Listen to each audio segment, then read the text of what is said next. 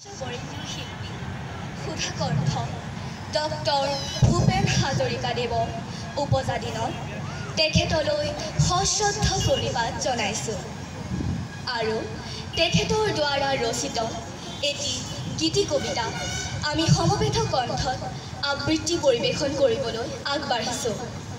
কবিতাৰ শীৰ্ষক প্ৰচণ্ড ধুমুহাই প্ৰশ্ন কৰিলে মোক। প্ৰচণ্ড ধুমুহাই প্ৰশ্ন কৰিলে মোক, তোমাৰ প্ৰাপ্য কি কোৱা? মনৰ দুৱাৰ মেলি নিৰ্ভীকভাৱে ক'লো, তোমাৰ শক্তিখিনি দিয়া। বজ্ৰৰ গৰ্জনে বক্ষ উজাৰি ক'লে, তোমাৰ কাম্য কি কোৱা? মই ক'লো, বজ্ৰ তোমাৰ শক্তিশালী উদাত্ত কণ্ঠ দি দিয়া। এদিন আকাশে ক'লে,